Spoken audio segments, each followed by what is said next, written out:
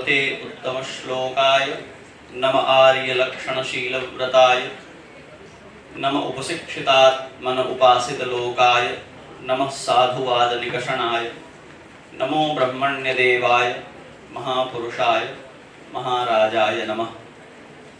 जयत्याश्रित संत्रासध्वांत विध्वंसनोदयः प्रभावान् सीतया देव्या परम व्योम भास्करः। अंजनानंदनं वीरं जानकी शोकनाशनं कपीशमक्षहंतारं वंदे लंका भयंकरम। मर्यादा पुरुषोत्तम भगवान श्री राम के प्राकट्य की ऋतु वसंत की आप सभी को शुभकामनाएं, बधाइयाँ। अभी अभी आपने श्री राम का प्राकट्य मनाया है और रामत्व को कैसे अंगीकार किया जा सकता है, कैसे उनका अनुगत हुआ जा सकता है, जो मानव जाति की शताब्दियों में जिस पर चिंतन मनन हुआ है, उसके उदाहरण, उसके प्रतिमान बने श्री हनुमान जी का जन्मोत्सव आज मनाया जा रहा है। दो पद्धतियां हैं भारत में हनुमत जन्म को लेकर, एक कार्तिक में उनका जन्म मानती है, एक चैत्र में मानती है। तो चैत्र वाला आज मनाया जा रहा है तो उसकी भी आपको बधाई। वैसे एक कार्तिक कृष्ण चतुर्दशी को होता है दीपावली के पहले, दोनों मानते हैं। हमारे यहाँ अयोध्या में कार्तिक की हनुमत जयंती की परंपरा है, पर देश अलग अलग रुचियों वाला है, दोनों मनाते हैं। इन दोनों की आपको बधाइयाँ। हंसराज कॉलेज की आदरणीय प्राचार्य प्रोफेसर रमा जी, बहुत आपने दिव्य वक्तव्य अपना दिया और सूत्र संकेत में बहुत सारी बातें आपके साथ साझा की। और श्रीमान राहुल देव जी टेलीविज़न पर ही दिखते हैं, हम लोगों को सामने से देख रहे हैं, तो ये बड़ी बात है। और विचार की, विमर्श की एक दुनिया जिसको बहुत गहरी प्रामाणिकता आपने दी है और उसे बहुत स्थापित किया है। आप में से बहुत सारे लोग वयगत रूप से पीढ़ी और परंपरा की दृष्टि से बहुत जूनियर हैं, तो पता नहीं आप कितना राहुल देव जी के काम धाम से परिचित हैं, मुझे पता नहीं है। मैं रमा जी की बात नहीं कर रहा हूँ, जो आदरणीय यहाँ वरिष्ठ जन बैठे हैं उनकी नहीं, मैं छात्रों की, आप लोगों की बात कर रहा हूँ। अभी मैं इस बात पर आऊँगा और आपसे ये बातचीत करूँगा कि युवा होने की सराहनाएं और सुविधाएं क्या हैं और उसकी चुनौतियां क्या हैं, तो शायद उसमें और भी बातें निकल करके आएँ। अभी मैं जो हमारा आरंभिक शिष्टाचार का क्रम है उसमें ये बातें कह रहा हूँ। हमारे सम्मुख विराजमान यहाँ हंसराज कॉलेज के सभी सम्मानित आचार्यगण, विद्वान, मनीषी, विचारक, मेरे साथ मेरे प्रति विशेष सद्भाव रखने के कारण यहाँ उपस्थित योगाचार्य ज्योतिर्विद श्रीमान रामकृष्ण चौधरी जी और मेरे सहपाठी श्रीमान शंखधर दुबे जी, बड़े व्यंग्य लेखक हैं और यहाँ हमारे देश की संसद में सपत्नी मृदुला जी भी यहाँ बैठी हैं। दोनों लोग वहाँ भाषा की ही सेवा में लगे हैं। हालांकि ये लोग, हम लोगों के यहाँ एक चलन है कहने की कि देश की सेवा कर रहे हैं। मैं बहुत सहमत नहीं रहता इस लाइन से, इसलिए मैं इतना बड़ा भार नहीं दे रहा हूँ इन्हें कि ये देश की सेवा कर रहे हैं। हम लोगों के यहाँ ये फैशन है कि कहते हैं देश सेवा कर रहे हैं। देश काफ़ी तबाह है इस तरह की सेवाओं से, लेकिन फिर भी ये सेवाएं भी चल रही हैं। ये भाषा की सेवा कर रहे हैं, मूलतः अनुवाद में है और अनुवादक के पास बड़ा दायित्व होता है। उसकी चूक से बहुत सारे मूल्यवान साहित्य जो हैं वो दिग्भ्रम का शिकार होते हैं, इसलिए उसका, और राहुल जी उस विधा से खूब अच्छी तरह से परिचित हैं, उसकी चुनौतियों से परिचित हैं। भाषाएं जीवन की क्रियाओं से निकल कर आती हैं, अलग अलग देश काल का जीवन अलग अलग होता है, इसलिए अनुवाद बहुत चुनौती भरा काम है अगर आप भाषाओं में विद्यमान जीवन को पहचान पाते हैं तो। और यदि आपके लिए भाषा डिक्शनरी भर है तो कोई कठिनाई नहीं है, शब्दांतर करते जाइए, अनुवाद हो जाता है। अस्तु, यहाँ उपस्थित सेवाज्ञ के अध्यक्ष और प्रतिनिधि श्रीमान आशीष जी, सेवाज्ञ संस्थानम की एक परिकल्पना है। आप लोग यहाँ जो बैठे हमारे मित्र हैं सामने, छात्र छात्राएं हैं, वे परिचित होंगे। मैं ये भी उम्मीद करता हूँ कि आप में से बहुत से लोग होंगे जिन्होंने पहले भी युवा धर्म संसद या उत्कृष्ट भारत या सेवाज्ञ के प्रकल्पों को देखा है, उसमें सम्मिलित हुए हैं। जो नहीं सम्मिलित हुए हैं वे भी सेवाग्य की विचारधारा में सामाजिक सेवा के जो उपक्रम हैं उसमें एक बड़ा महत्वपूर्ण बिंदु ये है, भारत देश में, ऐसे तो दुनिया भर में, किंतु भारत देश में बड़ी गंभीरता से जो एक चिंता का विषय है वो ये है कि युवा जो सर्वाधिक ऊर्जा खपाता है अपनी, उसको जीवन के बारे में समझ कैसी है और क्या है। तो हम जो कुछ काम कर रहे हैं देश के नाम पर, समाज के नाम पर, संस्कृति के नाम पर, अतीत के नाम पर, इतिहास के नाम पर, परंपराओं के नाम पर, विश्वास के नाम पर, भारतीयता के नाम पर, राष्ट्रीयता के नाम पर, उसमें सबसे ज्यादा दखल किसका है? युवा का है। वो उसका जीवन बोध और ये शब्द जो मैं दोहरा रहा हूं इनके बारे में उसकी अवधारणा क्या है। और अगर आप बाहर निकल करके कभी इस पर कोई सर्वेक्षण करने जाएंगे तो आप चकित होंगे, बहुत कुछ आपको प्रेरित करेगा और बहुत कुछ आपको चिंतित भी करेगा, ऐसा है। तो और अभी हम जिस एक समय में हैं, हम कह सकते हैं यह एक संक्रमण काल है जिसमें बदलती हुई चीजें ज्यादा तेजी से बदल रही हैं। तो हमारी समझ, हमारी स्थिरता, हमारे विवेक सबकी अधिक परीक्षा है। जब आप बहुत तेज रफ्तार से ड्राइव कर रहे होते हैं तो आपको बहुत अधिक फोकस करना पड़ता है, क्योंकि दूर दिखने वाली चीजें बहुत जल्दी पास आ जाती हैं। तेज रफ्तार में जो गाड़ी चलाते हैं उनको इस बात का अनुभव होगा। केवल गाड़ी में एक्सेलरेट करने से ही तेज नहीं हो जाती है, माइंड प्रोसेस बहुत तेज करना पड़ता है। तो आपको निर्णय लेने की योग्यता बढ़ानी पड़ती है, और निर्णय लेने के पहले जो आपको एनालिसिस करना पड़ता है उसकी भी योग्यता बढ़ानी पड़ती है। बहुत सारी चीज़ों के बारे में आपको पूर्वानुमान रखना पड़ता है। अपरिचित रास्तों पर तेज चलना खतरनाक होता है। तो युवाओं पर हम कैसे और अधिक काम कर सकते हैं, क्या हम ऐसी योजना बना सकते हैं? तो ये देखने का प्रयास किया गया कि जीवन को सर्वाधिक प्रभावित करने वाली और सामने से आकर नहीं, चारों ओर से आकर प्रभावित करने वाली जो अवधारणाएं हैं वो क्या हैं। एक युवा यदि कुछ करने चलता है, निर्णय लेने चलता है, कुछ बड़े फैसले लेता है जीवन में, तो क्या चीजें हैं जो उसकी बाउंड्री बनती हैं, या क्या चीजें हैं जो उसे गाइड करती हैं, क्या चीजें हैं जो उसे प्रभावित कर रही होती हैं। तो उन अनेक चीजों में एक शब्द है धर्म, जिसे चुनने के बहुत विकल्प नहीं होते हैं। हम होश में आते हुए जन्म लेने के बाद धीरे धीरे पाते हैं कि हम एक धर्म में जन्मना रजिस्टर हो गए हैं। अब ये छूट है कि आप उसे बदल लेते हैं, इधर उधर हो जाते हैं, पर अभी तक मैं उसके प्रति बहुत सहमत नहीं हूं और मुझे लगता है वो बहुत न्यायोचित नहीं है। आप आचार बदल सकते हैं, आप समाज में अपने को पंजीकृत करने के मानक बदल सकते हैं, आप विश्वास नहीं बदल सकते।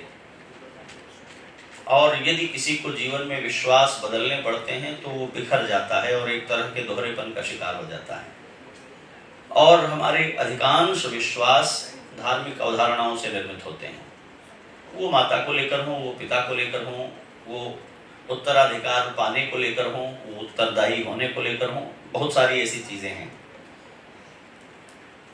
तो दो आयोजन सेवाग्य ने इस तरह के निरूपित किए। एक है युवा धर्म संसद, जो वर्ष में एक बार आयोजित होता है, जिसकी अभी राहुल देव जी ने चर्चा की। देश भर से 1000 छात्र छात्राएं उसमें 2 दिनों के लिए सम्मिलित होते हैं, और प्रयास ये होता है कि धर्म से जो अवधारणाएं हमारे जीवन में विद्यमान हैं उन पर चर्चा हो, उनके बारे में जो भ्रांतियां हैं वो कम हो, और बातचीत के द्वारा उनकी अवधारणाओं को, उनकी व्यावहारिकता को, उनके देश काल में बरतने को लेकर हम अधिक समझदार हों। और एक दूसरा आयोजन होता है उत्तिष्ठ भारत। मुख्य रूप से इस बात पर केंद्रित होता है कि आजीविका कमाने और चरित्र बनाने, इन दोनों के बीच एक तरह का विरोधाभास है। चरित्र बनाने में जो नियामक तत्व है वो संस्कार है, और आजीविका कमाने में जो नियामक तत्व है वो बाजार है। बाजार और संस्कार दोनों एक ही व्यक्ति के जीवन में पूरी मजबूती से उपस्थित हैं, पर अपनी मूल संरचना में दोनों एक दूसरे के विरुद्ध हैं। तो एक युवा इनसे कैसे निपटे, इनके बीच कैसे प्रबंधित करें स्वयं को। उत्कृष्ट भारत प्रायः इसी पर केंद्रित है। अब आपके बहुत चलते हुए शब्दों में हम लोग कहते हैं कैरियर बनाने और कैरेक्टर बनाने के बीच जो संघर्ष है, उत्कृष्ट भारत उसी पर प्रायः केंद्रित होता है। मैं अंग्रेजी के शब्द इसलिए भी बहुत उपयोग नहीं करता हूं कि एक तो मेरी अंग्रेजी तंग है, दूसरे राहुल देव जी तो ये कहेंगे कि महाराज आप भी यही करेंगे तो हम क्या करेंगे, तो हम हिंदी में ही आपसे निपट लेंगे, बाद में बाकी चीजें जो हैं वो इनके जिम्मे छोड़ देंगे। आज हम लोगों ने जो चर्चा रखी है भारतीय युवा, जीवन बोध और व्यवहार। तो पहले तो मैं आपको ये बता दूं कि मैं प्रवचन नहीं करता, उपदेश नहीं करता, कथाएं नहीं कहता, मैं बातचीत करता हूं और ये एक संवाद है। मैं ज़्यादा बोलूँगा, आप कम बोलेंगे, इसके लिए आप तैयार रहिए, लेकिन आप भी बोलेंगे इसमें। ये वस्तुतः इसलिए है कि आप जिनको युवा मानकर यहाँ बिठाया गया है, सफ़ेद बाल होने से किसी का युवात्व तो खंडित नहीं होता और इस दुनिया में तमाम लोग जन्मजात रूप से सफ़ेद बाल वाले होते हैं, तो क्या उनका बचपना नहीं होता, क्या उनकी जवानी नहीं होती? होती है। युवा कहते किसको हैं? चलिए यहीं से शुरू करते हैं। आप लोग सुनने को तैयार हैं? बहुत धीमी तरह से आप बता रहे हैं। प्रारंभ किया जाए? हम भूमिका बना रहे हैं, अभी हमने बात नहीं शुरू की है। बात तब शुरू होगी जब आप सम्मिलित हो जाएंगे। युवा किसे कहते हैं? सब कुछ हटे। हाँ हाँ बिल्कुल, आप खड़े हो जाएं और ऐसे बोल दें कि हम सब लोग सुन लें। वाह। युवाओं से कहते हैं जो उमंग और जिनकी आशाएं जो होती है वो भरा हो उमंग से। युवा का मतलब हुआ कि जो उमंग और उत्साह से भरा हुआ हो। ठीक है, बहुत बढ़िया बात है। आपने नाम सुना होगा अगर, तो एक हुए हैं वीर कुंवर सिंह, सुना है? हाँ, कौन थे? कब लड़े अंग्रेजों से? उनकी एज क्या थी जब लड़ रहे थे? तो क्या वो उमंग से भरे हुए नहीं थे? थके हुए थे। और दूर क्यों जाएं, दिल्ली से ही शुरू कर दें। गाजियों में बू रहेगी जब तलक ईमान की, तख्त लंदन तक चलेगी। ये कहने वाले की उम्र क्या थी? उमंग से भरा हुआ हो, ये बिल्कुल ठीक है, इसे और स्पष्ट करना है। और मैं चाहता हूं कि मैं युवा होने की जिन क्रियाओं तक आपको ले चलना चाहता हूं, आप वहां तक पहुंच जाएं। क्योंकि अगर उमंग से भरा हुआ होना युवा होना है, तो बच्चा होना क्या है? क्या एक 5 साल का बच्चा उमंग से भरा हुआ नहीं होता? तमाम बच्चियों का नाम ही उमंग होता है। किशोर भी उमंग से भरे हुए होते हैं और मुझे लगता है कि युवाओं की तुलना में अधिक उमंग और उल्लास से भरे हुए किशोर ही होते हैं। तो कुछ और इसकी अच्छी और व्यावहारिक परिभाषा की ओर जाना पड़ेगा। और कोई आप में से?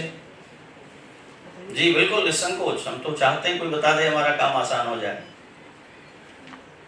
वो पहले बताएंगी। सर, जो नवीन चेतना से भरे हुए हो और जिनमें सही निर्णय लेने की क्षमता हो, जो राष्ट्र हित में हो, समाज हित में हो और स्वयं के हित में भी हो। कोई युवा ही नहीं होना चाहेगा, इतनी कंडीशंस लगाएंगे। बड़ा मुश्किल है ये, ठीक है। और इतना सब होते होते आदमी बूढ़ा हो जाता है। ठीक है, आपकी बातें गलत नहीं है। मैं क्यों कह रहा हूं, मैं चाहता हूं आप प्रश्नों का उत्तर देते हुए बिल्कुल आदर्शवादी ना हो। किसी तरह की नैतिकता, किसी तरह के आदर्श और संस्कृति से भरा हुआ कोई जवाब देने का प्रयास न करें, वो एक छल है। आप बिल्कुल वो जवाब दें जो आप अनुभव करते हो। जिसको जिम्मेदारियों का अनुभव हो। हाँ ठीक है, ये अच्छी बात है और अभी तक की सबसे अच्छी बात है। इनके लिए ताली बजाइए।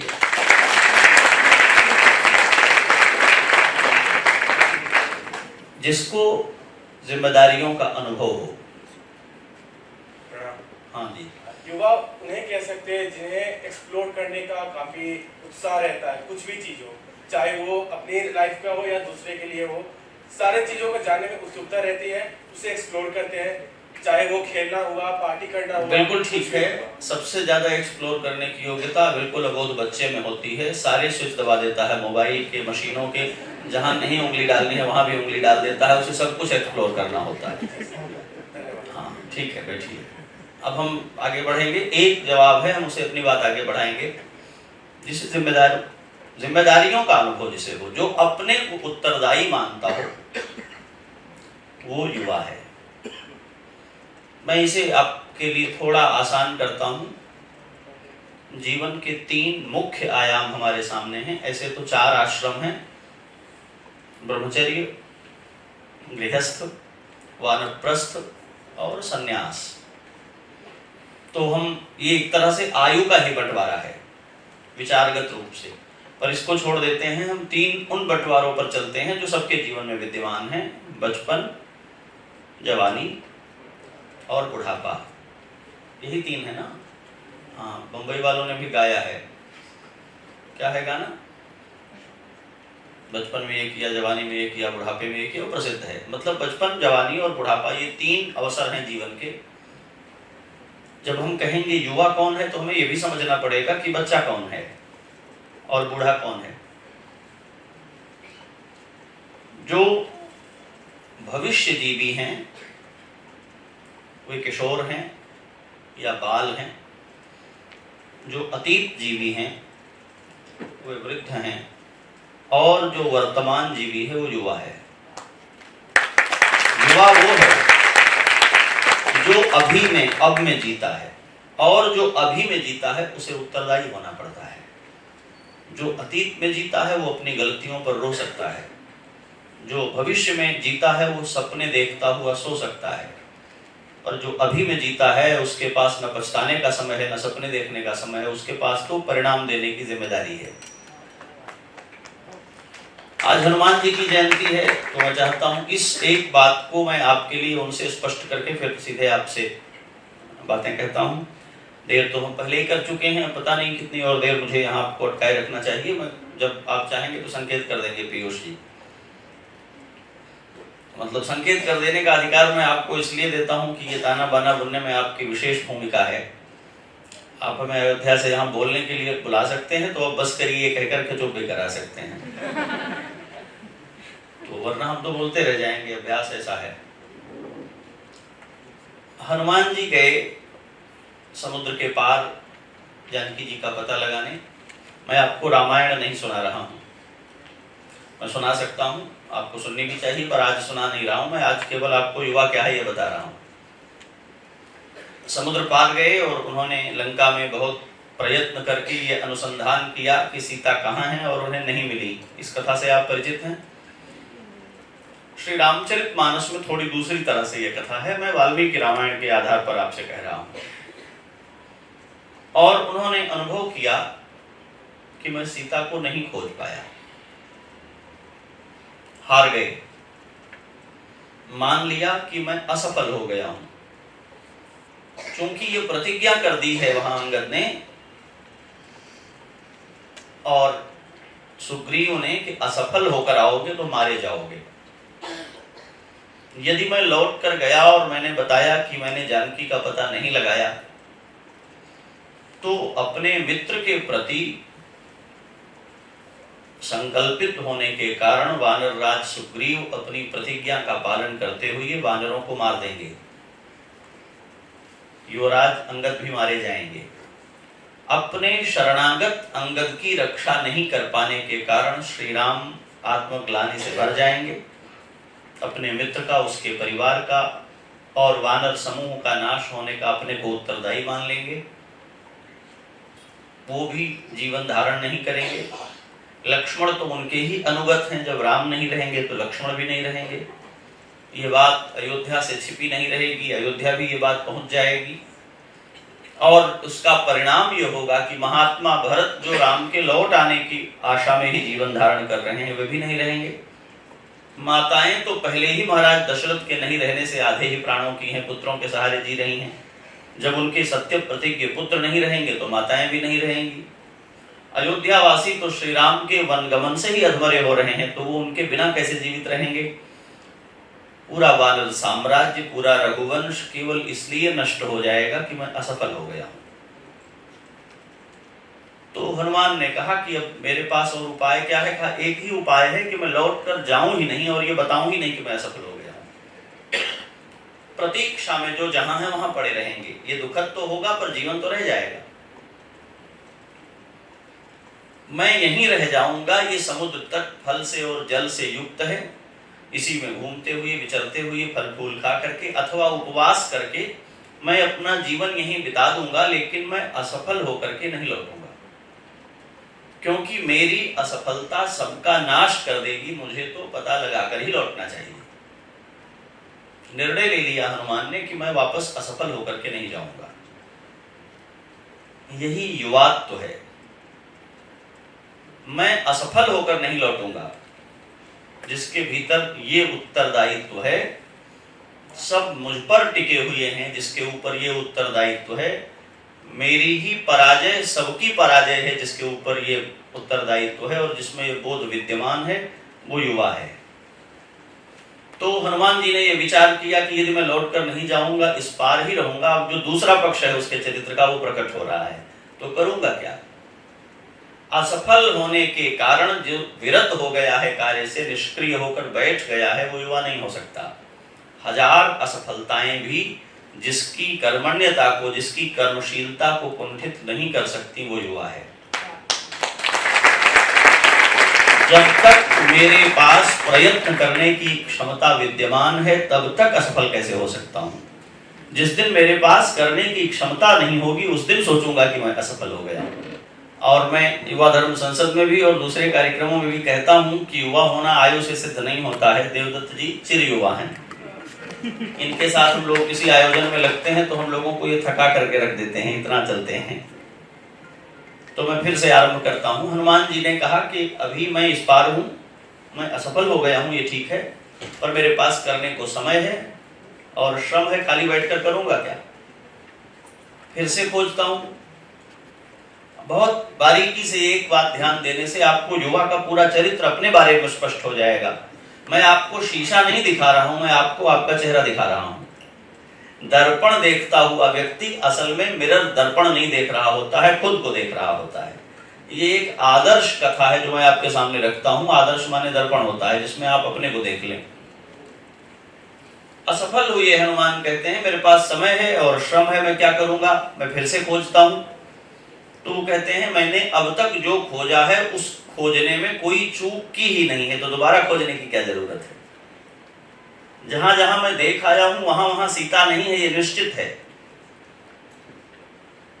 तो सोचते हैं क्या कोई ऐसी जगह भी है जहां मैंने नहीं खोजा है? और तब वे कहते हैं कि मैंने महल के हिस्से खोजे हैं, उद्यानों के हिस्से जो यहाँ है वो नहीं खोजे हैं। बड़ी हिस्सा में यहाँ उद्यान है, अशोक वाटिका बहुत बड़ी है, तो मुझे इसमें भी खोजना चाहिए। और खाली बैठा हूं, हार चुका हूं, लौटकर मुझे जाना नहीं है, तो सारा जीवन समुद्र के इस पार ही बिताना है। तो जितना जीवन शेष बचा है वो बाकी जीवन में खोजते हुए ही बिता दूंगा। और वे दोबारा खोजने जाते हैं और जानकी उन्हें मिल जाती हैं। ये युवा होने का लक्षण है। जो वर्तमान में जीता है और वर्तमान में जीने वाला भाग नहीं सकता, उसे उत्तरदायी होना पड़ता है। अभी आपको परिणाम देने हैं ना। एक बहुत मशहूर किस्सा है अब का तब का और अब का न तब का, सुना है कि नहीं? कहते हैं अकबर बीरबल का है। हालांकि इतने किस्से अकबर बीरबल के नाम के हैं कि वो कुछ और कर ही नहीं पाए होंगे, केवल चुटकुले ही बनाते रहे होंगे। तो ये बाद के वो दीवानों ने बना दिए होंगे, ऐसा मैं समझता हूँ, क्योंकि अकबर के पास भी बहुत सारे काम थे और राजा लोग तो ऐसे भी बहुत कम हंसते हैं, तो कहाँ इतना हंसते रहे होंगे वो। और मंत्री तो बिल्कुल ही नहीं हंसते। तो लेकिन आपने सुना होगा, जाने देते हैं, हम जो बात कर रहे हैं उसी बार आ जाते हैं। क्या सुना दें आपको? हाँ सुन लीजिए। तो दिल्ली का कार्यक्रम है, यहाँ से बहुत संबंध है। कोई एक परिवार के रिश्तेदार के संपर्क के थे। इसको आप इतिहास से नहीं जोड़ेंगे, केवल संदेश से समझना है इसे। बादशाह अकबर के और उनकी किन्हीं बेगम का ये बहुत इसरार था, उनसे आग्रह था कि आप बीरबल को इतना महत्व क्यों देते हैं, आप इनसे काम लीजिए, वो सारे काम कर सकते हैं जो बीरबल कर सकते हैं। तो उन्होंने कहा कि नहीं, बीरबल में कुछ अलग तरह की बुद्धिमत्ता है और वो वही कर पाते हैं, सबसे नहीं हो सकता। इस बात से वो थोड़ी असहमत थी, नाखुश थी। तो उन्होंने कहा एक प्रयोग कर लेते हैं, आज ही कर लीजिए। तो जिनकी पैरवी हो रही थी बेगम साहिबा की ओर से, उनको बुलाया, उनको रुपए दिए और कहा कि जाइए 1 रुपए का अब का ले आइए, 1 रुपए का तब का ले आइए और 1 रुपए का अब का तब का ले आइए। थोड़ा सर तो चकराया उनका, लेकिन उन्होंने सोचा कि पहले टास्क है, अगर इसमें मैं इफर्ट करूंगा तो फिर मैं छट जाऊंगा, इसलिए मैं चला ही जाता हूँ। तो चले गए, सारा बाजार छान मारा, सुबह से शाम तक घूर फांक करके थक हार करके लौटे। क्या हुआ, कहा जहां बना आप भी केवल ऐसे ही कौतुक करते हैं, ऐसी कोई चीज होती है बाजार में, लोग हंसते रहे हम पर, ऐसी कोई चीज तो होती ही नहीं है। जिससे भी कहता था 1 रुपए का अब का दे दो, बोलते थे ये क्या है। फिर कहता था तब का दे दो, तो कहते थे कि भांग पी कर आए हो क्या, ऐसी कोई चीज नहीं होती। घूम फिर करके लौट करके मैं चला आया, कुछ नहीं मिला मुझे। उन्होंने कहा बीरबल को भेज दें, कहा आप किसी को भेज दें, खुद जाएं तब भी नहीं मिलेगी, ऐसी तो कोई चीज होती ही नहीं। रुपए बीरबल को दे दिए गए, दोबारा भेजा गया, बीरबल घंटे भर में लौटकर वापस आ गए। कहा हुजूर तीनों चीजें हो गई हैं, क्या है। कहा 1 रुपए की तो ये रही गरम गरम इमरतियां, ये है अब का, अभी खाइए अभी स्वाद पाइए। माने इसका परिणाम अब माने वर्तमान में अभी मिलेगा, ठीक है। 1 रुपए, बोले एक फकीरों की टोली भूखी थी, उसको 1 रुपए का खाना खिला दिया। ये सवाब का काम है, पुण्य का काम है। जब आप ये लोग छोड़ेंगे, दूसरी दुनिया में जाएंगे, तो ऊपर वाला आपको कयामत के दिन या कभी इसका फल देगा, ये तब का है, इसका भुगतान आज नहीं होगा, मैच्योर होने पर मिलेगा। अब वो चकित हैं कि ऐसा भी होता है। तीसरा कहाँ है, और बोले मजमा लगा के करतब दिखा रहा था, 1 रुपए उसको बख्शीश दे आए हैं, ना वो अब का है वो न तब का है, वो तो व्यर्थ गया आपका, और तीनों पूरे हो गए। तो मैं केवल एक बात पर रुका हुआ हूं, युवा वो है जो अब का प्रबंध करने में व्यस्त है, उस पर ज्यादा भार है, उस पर अधिक दायित्व हैं। वो सपने देखने के लिए एक भी दिन नहीं गुजार सकता। बच्चे सपने देख सकते हैं क्योंकि उनका सच आने के लिए उनके पास समय होता है। युवा के पास सपने देखने का समय नहीं होता है, उसके सामने प्रतिदिन उसका बीतता हुआ यथार्थ होता है, और इसलिए उसे दायित्व बोध से भरे हुए होना चाहिए, या वो होता है। मैंने केवल एक उदाहरण हनुमान जी का आपको दिया। तो वो जो अभी आपकी तरह समाज में नेतृत्व करने के लिए आगे बढ़ रहे हैं, वो कई तरह का नेतृत्व है, मैं उसकी अलग अलग परिभाषा करूंगा तो देर लगेगी। लेकिन वे जिनके निर्णय लेने से सब कुछ प्रभावित होने वाला है, वो युवा हैं। उन्हें ये पता होना चाहिए कि जो वो निर्णय लेने जा रहे हैं, वो निर्णय अकेले उनको प्रभावित नहीं करेगा। अतीत को जिसमें उनके बूढ़े बैठे हुए हैं, और भविष्य को जिसमें उनके सामने उनकी अगली पीढ़ी आने जा रही है। केवल युवा होता है जो एक साथ तीनों कालों का दायित्व अपने ऊपर लेकर के रहता है। एक युवा वो होता है जो अपने बाबा दादी नाना नानी बूढ़े माँ बाप का भी ख्याल कर रहा होता है, और एक युवा वो होता है जो अपनी पत्नी, अपने वर्तमान, अपने भाई बहन और साथ ही अपनी अगली पीढ़ी जो युवा काल में ही उसके सामने प्रकट हो रही होती है, उनको भी संभाल रहा होता है। युवा वो होता है जो एक समय में ही बूढ़े होने की तकलीफों का भी सामना कर रहा होता है माता पिता के रूप में, और नवजात बच्चों की चुनौतियों का भी सामना कर रहा होता है, क्योंकि ये दोनों अपनी समस्याओं का समाधान उसी में खोजते हैं। अशक्त हो रहे, अस्वस्थ हो रहे पेरेंट्स को और बड़े हो रहे बच्चों को क्या चाहिए और उनके संसाधन और उनकी सुविधाएं कहाँ से निर्मित होती हैं, ये युवा तय करता है। ये मैं वो बहुत व्यावहारिक उदाहरण दे रहा हूँ जो आपको परिवार में मिलता है। इसको बड़े अर्थों में, सामाजिक और सांस्कृतिक अर्थों में जिनकी हम चर्चा कर रहे हैं, जब हम उसमें देखने चलेंगे तो एक शब्द रखा गया है, जीवन बोध। हम केवल युवा के बजाय भारतीय युवा कह सकते हैं। केवल युवा नहीं रखा गया, भारतीय युवा रखा गया। इसका अर्थ क्या है? हमारे शीर्षक में भारतीय युवा ऐसा है ना, क्यों? अभारतीय लोग युवा नहीं होते क्या? क्या तात्पर्य है इसका? बताएंगे आप में से कोई? भारतीय युवा कहने में या केवल युवा कहने में क्या अंतर है? ये मैं इसलिए कि बीच बीच में टेस्ट करता हूं आपको कि आप कितने करेक्ट हैं जो बात हम कह रहे हैं इससे। युवा होना और भारतीय युवा होना, अभी हमने बिना घोषित किए लगभग इसकी परिभाषा आपको दे दी है। जो एक काल में रहता हुआ तीनों कालों को भोगता है वो भारतीय युवा है, और जो एक काल में एक ही काल को भोगता है वो अभारतीय युवा है। इतना अंतर है। ये जो 3 पीढ़ियों की जिम्मेदारी झेलने वाला युवा है, यही भारतीय युवा है, जिसके प्रतिनिधि हैं श्री राम, और जिसका सबसे बड़ा उदाहरण है श्री राम, जिनके निर्णयों में उनकी गुजरी अनेक पीढ़ियां भी विद्यमान होती हैं, जो अपने सुख दुख, अपने चयन और अपने तिरस्कार के बीच ये ध्यान रखते हैं कि जो मैं चुन रहा हूं मेरे पहले की अनेक पीढ़ियों में वो सुमेलित और सुसंगत होना चाहिए, और आने वाली पीढ़ियों में भी। और अपने संवादों में, अपनी बातचीत में उन्होंने ये बात जाहिर की है, पर मैं विस्तार भय से उसे यहाँ नहीं रख रहा हूँ। तो रामचरितमानस जैसे हमको मिल गई है, ऐसे आप लोगों के पास भी होगी।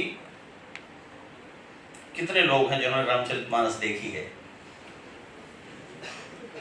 झूठ नहीं बोलना है, हनुमान जी का दिन है आज, मंगलवार भी है। हनुमान जी आप जानते हैं गदा परमानेंट लिए रहते हैं।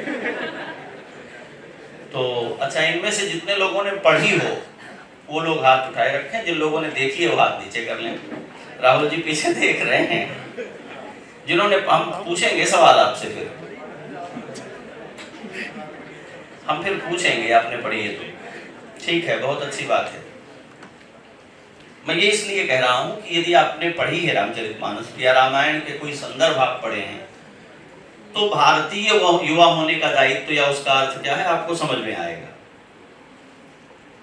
जब आप बड़े हो रहे हैं, जब आपका दायरा बड़ा हो रहा है, जब आपकी दृष्टि बड़ी हो रही है, तो बहुत सारी चीजें आपके चारों ओर होती हैं जो आपको छोटा बनाने की कोशिश कर रही होती हैं। आप इससे परिचित हैं? कोई भी अणु, परमाणु, जीवित, कोई भी जड़, कोई भी चेतन, जहां कहीं भी है वो किसी पर्यावरण में है। हम सदा एक तरह की संरचना के भीतर हैं, और जब भी हम विकसित होने की कोशिश कर रहे होते हैं तो अपने पर्यावरण को अपने चारों ओर धकेल रहे होते हैं, और वो हमें बढ़ने से रोक रहा होता है। उस रोक रहे होने में हवा पानी का ही दबाव नहीं होता, संरचनाओं का दबाव होता है, संस्कृतियों का दबाव होता है, विश्वासों का दबाव होता है, परंपराओं का दबाव होता है, कई तरह की आर्थिक सामाजिक योजनाओं का दबाव होता है जो आपको सीमित करता है। ये नहीं कर सकते, इससे बाहर नहीं निकल सकते, और निकलेंगे तो ये जो सांचा है ये टूट जाएगा। तब आपकी चिंता ये होती है कि आप अपने बढ़ते हुए अपने दायरे को बड़ा करते रहें, जिससे आपके बढ़ने में किसी दूसरे का विकास अवरुद्ध नहीं हो, भंग नहीं हो। ये भी युवा की चुनौती है। तो भारतीय युवा से मेरा आशय है भारतीय संस्कृति, भारतीय परंपराएं, भारतीय विश्वास, किसी हद तक भारतीय रूढ़ियां इसलिए कह रहा हूं कि बहुत सारी चीजें हमारे यहाँ बहुत मजबूती से स्थिर हैं और वो असल में रूढ़ियां हैं। लेकिन रूढ़ियों को भी आप तब तक नहीं तोड़ सकते हैं जब तक बहुत विशुद्ध विचार और योग्यता के साथ आप उन्हें समझ करके प्रतिपादित नहीं कर सकते। हम केवल इसलिए नहीं मानेंगे कि हमें समझ में नहीं आता, ये कुतर्क है, ये अराजकता है। बहुत सारे लोग कहते हैं होगा, हम नहीं समझते, हमारी समझ में नहीं आता। आप लोग भी बोलते होंगे होगी बात अच्छी, ऐसा वो कहते होंगे, हमारी समझ में नहीं आता। तो आपके समझ में नहीं आता इसलिए आप मानेंगे नहीं, ये अराजकता है। नहीं मानने के लिए आपकी समझ में आना चाहिए, ठीक है? नहीं समझ में आता तो आपको मान लेना पड़ेगा। अमान्य करने के लिए आपको समझ में आना चाहिए। समझ में आएगा और आप उसकी व्यर्थता को निरूपित कर सकते हैं, और तब आपको अधिकार है किसी भी विचार को, किसी भी व्यवस्था को, किसी भी असंगति को अमान्य करने के लिए आपको समझ में आए, ये शर्त है। बिना समझ में आए जब आप अमान्य करते हैं तो आप रिस्क में होते हैं, क्योंकि अमान्य कर देने के बाद अगर वो लाभप्रद था, वो कल्याणकर था, तो आप नुकसान में होंगे। युवा के भीतर ऊर्जा का विस्फोट होता है, सर्वाधिक ऊर्जा का समय होता है शरीर और मन में और प्राण में और इंद्रियों में। तो जब हमारे पास भौतिक बल बढ़ जाता है तो जो चिंतन का बल है, जो विचार का बल है, वो शिथिल होने लगता है, क्योंकि हमारी प्राथमिक प्रवृत्ति इंद्रियों से होने लगती है। ये बहुत स्वाभाविक है। चेतना में और हमारी भौतिक संरचना में ये परस्पर द्वंद्व चलता ही रहता है, और जिसमें भौतिक शक्ति बढ़ जाती है उसकी मानसिक शक्ति प्रायः पीछे छूटने लगती है। इसका भी उदाहरण हनुमान जी हैं। बाल्यकाल में उनको शाप हो गया था, सुना है आपने? क्या करते थे?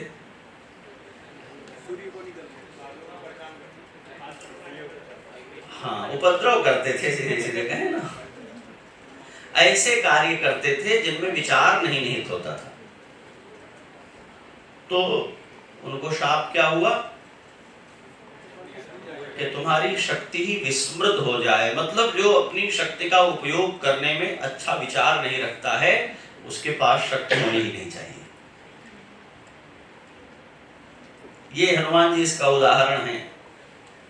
लेकिन संभावना बहुत अच्छी है कि आगे चलकर बहुत अच्छा करने वाले हैं, तो शक्ति नष्ट हो जाए ये नहीं कहा। ऋषि हैं, बड़े दूरदर्शी हैं, तो उन्होंने कहा कि आपको भूल जाए मतलब एक तरह का लॉक लगा करके छोड़ दिया कि जब जरूरत होगी तो इसको अनलॉक किया जा सकेगा।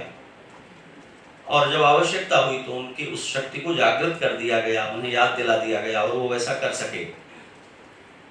जब भी भौतिक शक्ति बढ़ती है तो जो चिन्मयी शक्ति है, जो मानसिक शक्ति है, जो चेतना की शक्ति है, जो चरित्र की शक्ति है, उसको दुर्बल करने लगती है। वाल्मीकि रामायण में जानकी जी ने राम जी को ये बात कही है कि जो लोग शस्त्र धारण किए रहते हैं, धीरे धीरे धीरे उनकी प्रवृत्ति में हिंसा हो जाती है। कहीं आप में भी तो नहीं हो रहा है ऐसा? फिर कहा कि मैं आपको याद दिला रही हूँ, शिक्षा नहीं दे रही हूँ, लेकिन इस बात के लिए सावधान रहना चाहिए। युवा वो है जिसके पास अत्यधिक ऊर्जा होती है, और उस अत्यधिक ऊर्जा के कारण वो प्रवृत्त हो जाता है और अपनी प्रवृत्ति के परिणामों का ठीक ठीक आकलन नहीं करता। हिंदी आपके लिए कठिन तो नहीं हो रही है? मतलब और सरल करके हम कह दें तो ताकत होती है, भिड़ जाते हैं, ये नहीं समझते हैं कि रिजल्ट क्या होने वाला है। युवा वो है जो भिड़ने के पहले रिजल्ट का यथासंभव आकलन कर ले। बिना परिणाम का आकलन किए जो भिड़ गया है वो प्रमत्त कहलाता है। युवा वो होता है जो भिड़ने के पहले पूरा आकलन करता है, और अगर सही आकलन नहीं हो पाए तो भिड़ता ही नहीं है, तब तक रुका रहता है, समय लेता है, और जब भिड़ता है तो परिणाम तक जाता है। बिना विचार किए, बिना समझे हुए, बिना सही निष्कर्ष तक पहुंचे हुए जिसकी प्रवृत्ति नहीं होती, तो युवा होने की बड़ी चुनौती ये है उसके साथ। अभी मैं व्यवहार पर केंद्रित हूँ। दो शब्द हमने रखे हैं, एक जीवन बोध, एक व्यवहार। जीवन बोध को लेकर के एक सूत्र मैंने आपको हनुमान जी के माध्यम से दिया है। अभी मैं व्यवहार पक्ष पर आपसे ये बात कर रहा हूँ। युवा होने का अर्थ ये है कि ऊर्जा अत्यधिक होती है। पूरे जीवन काल में वही समय है जब सर्वाधिक ऊर्जा होती है, और वो ऊर्जा हमें प्रवृत्त करने में लगा देती है, प्रेरित करती है, और हमारे पास सही आकलन नहीं होता। तो परिणाम क्या होता है? हम बलिदानी होकर रह जाते हैं। कोई भी शहीद होने के लिए नहीं लड़ता, शहीद होने के डर से भाग न जाए इसलिए शहादत की बड़ी प्रतिष्ठा की गई है। इसलिए कहा गया है कि यदि आप वीर गति प्राप्त करेंगे तो अप्सराएं स्वागत करेंगी, तो आप स्वर्ग जाएंगे, तो आपको सद्गति प्राप्त होगी। लेकिन युद्ध वस्तुतः वीरगति पाने के लिए नहीं, विजय पाने के लिए होते हैं। प्रवृत्तियां निवृत्त होने के लिए होती हैं। अब यदि विजय संदिग्ध होगी तो लोग लड़ेंगे ही नहीं, भाग जाएंगे। हारने से क्या मिलेगा? मारे जाने से क्या मिलेगा? तो फिर मारे जाने को वीरगति कह करके उसका समर्थन कर दिया गया है। यदि आपके पास आकलन सही नहीं होगा तो बलिदानी हो जाएंगे, अभिमन्यु कहलाएंगे। अभिमन्यु का चरित्र आपके सामने है। उसके योद्धा होने में कोई संदेह नहीं है, उसके वीर होने में, समर्थ होने में कोई संदेह नहीं है। पर महाभारत की कथा में अभिमन्यु क्या है? एक दिन युद्ध करने वाला एक बलिदानी। ऐसा क्यों हुआ? उसने कहा हमें 6 दरवाजे ही तोड़ने आते हैं, और लोगों ने कहा 7वां तो हम गदा से तोड़ देंगे, हम भाला से तोड़ देंगे। कथा आपने सुनी होगी, राहुल जी तो महाभारत के महारथी हैं खूब उसमें। ये एक युवा की प्रवृत्ति थी जिसका आकलन पर्याप्त नहीं था। चक्रव्यूह महारथियों के लिए बनाया जाता है और बड़े बड़े योद्धाओं को घेर कर मार देने की युक्ति है, वो और कुछ नहीं है। ठीक है, चक्रव्यूह कोई खेल नहीं है, चक्रव्यूह कोई पहेली नहीं है। महाभारत से अगर आप परिचित होंगे तो चक्रव्यूह ऐसे बड़े योद्धा जो बराबर बल वाले योद्धाओं से भिड़ करके युद्ध को एक दिशा में ले जाते हैं, उनको घेर कर मार देने की पद्धति है। और चक्रव्यूह में 1 to 1 नहीं लड़ा जाता है, एक व्यक्ति घुस जाता है हजारों योद्धाओं की पूरी बनाई हुई योजना में और सभी घेर करके उसे मारते हैं। यही हुआ अभिमन्यु के साथ, क्योंकि उसने सही आकलन नहीं किया कि चक्रव्यूह किसी भी और बल से नहीं टूटता, वो केवल टूटता है चक्रव्यूह भेदन की विधि से। यदि विधि नहीं आती होगी तो वो एक युद्ध की विद्या है, उस विद्या के बिना जो प्रवृत्त हो जाएगा, बल के द्वारा विद्या को परास्त नहीं किया जा सकता। विद्या को विद्या के द्वारा परास्त किया जा सकता है, बल को बल के द्वारा परास्त किया जा सकता है। चक्रव्यूह युद्ध का बल नहीं है, युद्ध की विद्या है।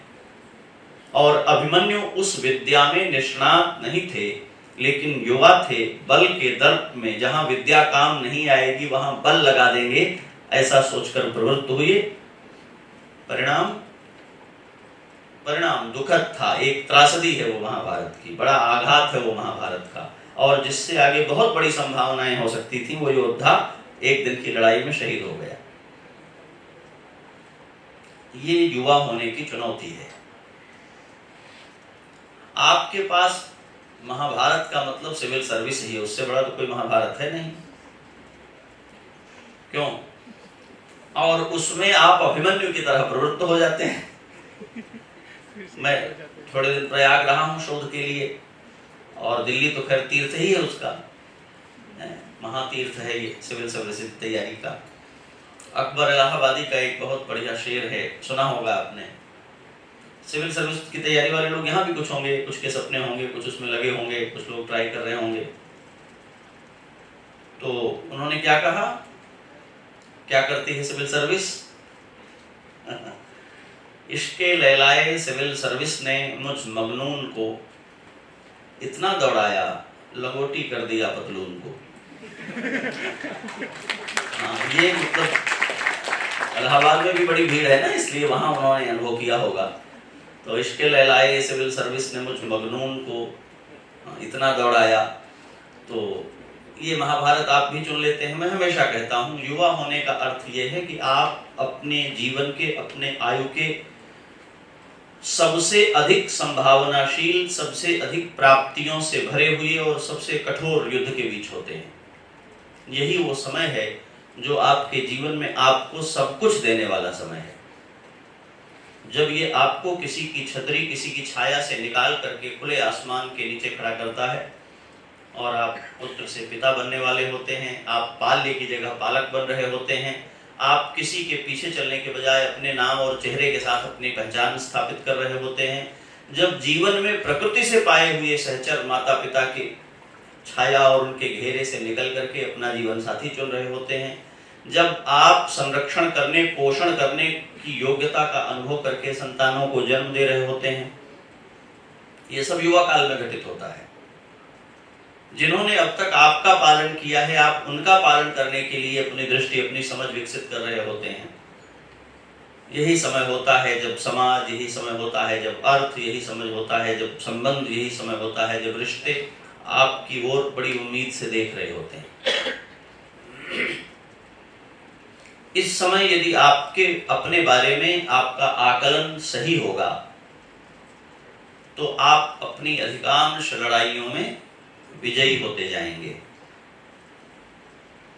सब में तो सही आकलन होने पर भी विजय नहीं होती, क्योंकि विजय हमेशा आपको नहीं मिलती ना, कुछ और लोग भी उसके लिए लगे होते हैं।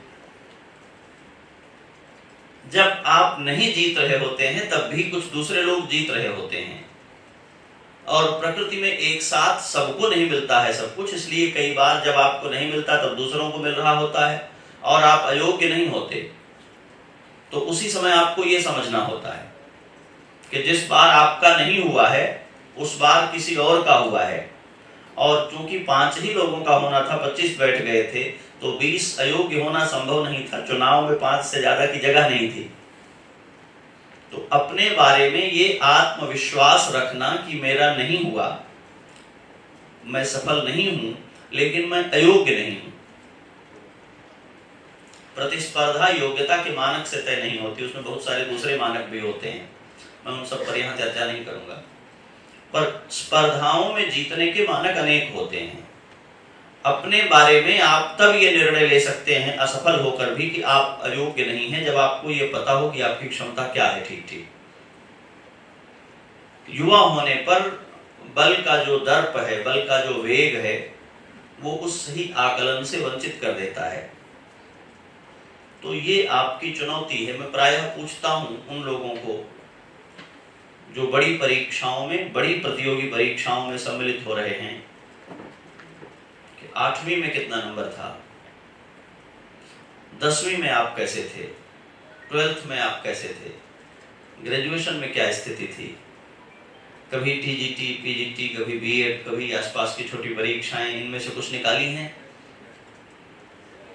तो इन सब पर तो कभी ध्यान ही नहीं गए, इतने छोटे लक्ष्य तो कभी चुने ही नहीं उन्हें। सबसे बड़ी वाली परीक्षा में सीधे बैठे हुए हैं। और जो कभी क्लास में नंबर 1 पर नहीं था, जो कभी मोहल्ले में नहीं टॉपर था, जो कभी जिले में नहीं टॉपर था, जो कभी तहसील में नहीं टॉपर था, जो कभी स्टेट में नहीं टॉपर था, अगर वो देश में टॉपर हो गया तो देश के लिए भी दुर्भाग्य है, उसके लिए भी बड़ी जहमत है, क्योंकि वो गलती से हुआ है। फिर वो हो करके चला जाएगा तो जिस जिले में जाएगा वहां के लोग भी धुनेंगे कि कौन आया है, और वो भी लोगों को धुनता रहेगा जीवन भर। ये बहुत मैं व्यावहारिक बात कह रहा हूँ, ये कोई हंसी की बात नहीं है। योग्यता किसी एक दिन विस्फोट की तरह आप में हो जाएगी, ऐसा नहीं होता। वो वृक्षों की तरह, तृण की तरह, तरु की तरह, वनस्पतियों की तरह, या हमारे शरीर के बढ़ने की तरह ही बढ़ती है, थोड़ा थोड़ा थोड़ा थोड़ा करके, प्रतिदिन, प्रति घंटे, रोज और वर्षों में जाकर के उसका एक रूप हमारे सामने होता है। तो एक कुंठा हमारे भीतर जो ये बनी है कि ये बैरियर छलांग कर उस पार गए तो हम योग्य, और अगर इस पार गिर गए तो हम अयोग्य। और सबसे ज्यादा दमन युवाओं का जो किया है वो इसने किया है। हमें कुछ प्रतियोगी परीक्षाएं, नौकरी देने वाली कुछ खास तरह की चुनौतियां, और उन्हीं में अपने पूरे व्यक्तित्व का आकलन उसने दमन किया है। उसमें देश, उसमें समय, उसमें परिवार, उसमें परिस्थितियां, लगभग सारी चीजों की हम उपेक्षा करते हैं। दिल्ली में आकर के पढ़ने वाले बड़ी संख्या के बच्चे, मुझे नहीं पता है यहाँ कितने बच्चे दिल्ली के हैं, कितने बाहर से आए हैं, पर कुछ तो बाहर से होंगे ही, सब बाहर से हैं। और जो दिल्ली के होंगे वे भी, मैं कई बार ये बात कहता हूँ और बच्चों का इस बात पर ध्यान खींचता हूँ। आप लोगों का जो कॉलेजेस में, जो पीजी में, जो हॉस्टल में रह रहे हैं, या शहरों में कमरे लेकर के रह रहे हैं और पढ़ रहे हैं, उनसे मैं पूछता हूं कि किसी दिन अपने आप से ये पूछिए कि जिस स्टैंडर्ड और जिस सुविधा में आप रह रहे हैं, क्या आपका बाकी परिवार भी उतने में ही रहता है?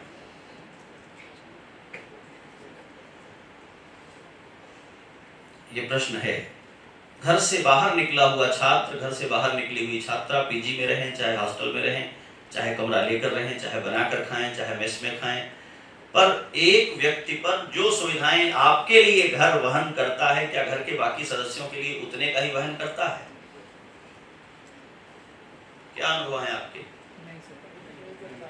नहीं करता है।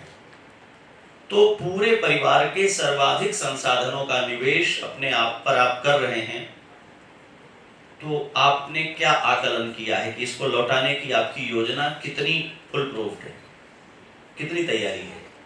और यदि खुद को आपने चेक नहीं किया है तो आप ये रिस्क परिवार पर और अपने ऊपर क्यों ले रहे हैं?